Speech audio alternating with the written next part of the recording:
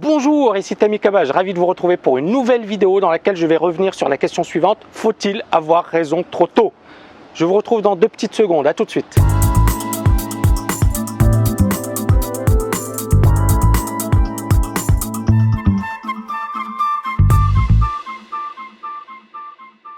Rebonjour. Alors il y a beaucoup de gourous aujourd'hui qui, quand on a eu les marchés qui ont baissé, qui ont dit: vous voyez, je vous l'avais dit, je suis un génie, je suis très très fort.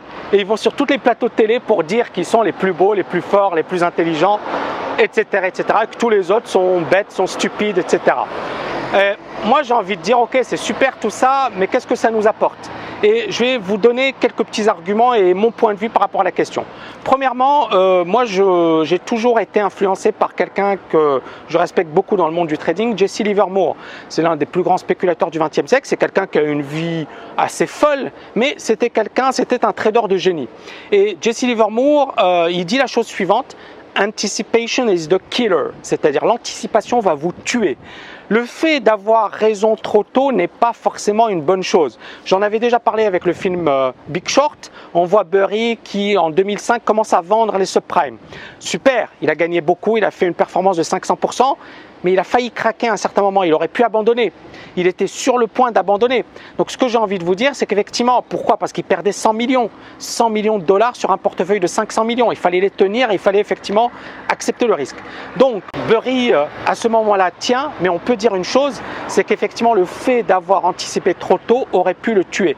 Et Jesse Livermore, ça a été son cas. C'est-à-dire qu'effectivement, il lui est arrivé d'anticiper un crack trop tôt et de perdre des dizaines, voire des centaines de millions de dollars parce qu'il avait anticipé trop tôt. Et il le dit. Il dit dans son bouquin et dans ses écrits, Anticipation is the killer. Donc pour moi, effectivement, ça ne sert à rien de vouloir anticiper, de vouloir rentrer trop tôt. Prenons les indices. Il y a des personnes qui, depuis 2010, on voit des lettres boursières, des gourous en tout genre, qui vous disent depuis 2010, le marché va baisser, le marché va baisser. Nous sommes en 2016. Ça commence à peine à baisser. Oui, mais entre 2010 et 2016, il s'est passé 5 années. Pendant ces 5 années, qu'a fait le marché? Je vous pose la question. Je vais vous répondre bien évidemment. Le marché a monté, monté, monté, monté. Imaginez le gars qui en 2010 commence à vendre. Est-ce qu'il est encore en vie aujourd'hui? Est-ce qu'il est encore avec un capital? Non, le gars, ça y est, il a tout perdu. Donc ce que j'ai envie de vous dire, c'est que beaucoup de gens, encore une fois, tombent dans le piège des gourous. Ces gourous, c'est sympa pour eux parce qu'aujourd'hui, ils vont tous vous dire: on est très beau, on est très fort, on est très intelligent. Mais moi, j'aurais bien voulu qu'ils me le disent au moment précis, pas 5 ans avant. 5 ans avant, ça ne m'intéresse pas. C'est comme l'or. C'est le même raisonnement qu'il faut avoir. Donc deuxième point, vous avez pu le comprendre, oubliez les gourous, oubliez les gourous, soyez votre propre gourou, j'ai envie de vous dire.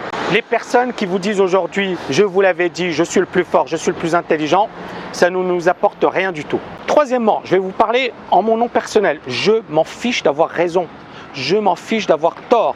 Le plus important, c'est encore une fois de suivre un plan et d'être hyper rigoureux dans le respect de ce plan.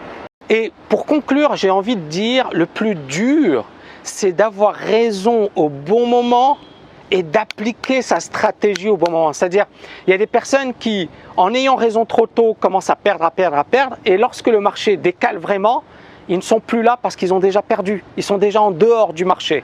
Donc le plus dur, ça va être d'être assez patient, d'attendre le bon moment, de ne pas écouter les moutons, de ne pas écouter les lettres boursières, de rigoler lorsque vous lisez les lettres boursières, rigolez, c'est-à-dire, dites-vous: ok, ils disent ça, mais que fait le marché? Soyez critiques. Moi, j'adore les économistes français. Regardez en 2008-2009, tous les bouquins, c'était: le marché va s'effondrer, c'est le tsunami. 2009, on avait déjà bien baissé. Et tous les économistes ont publié des bouquins au même moment en vous disant: c'est la cata, c'est la fin du monde. Ces économistes, aujourd'hui, on les voit toujours à la télé. Je me demande pourquoi. Ils sont tous trompés, ils sont tous gourés. Ils n'ont pas eu raison sur leur diagnostic. Mais on voit bien, encore une fois, qu'on est dans les comportements moutonniers. Ce sont des moutons.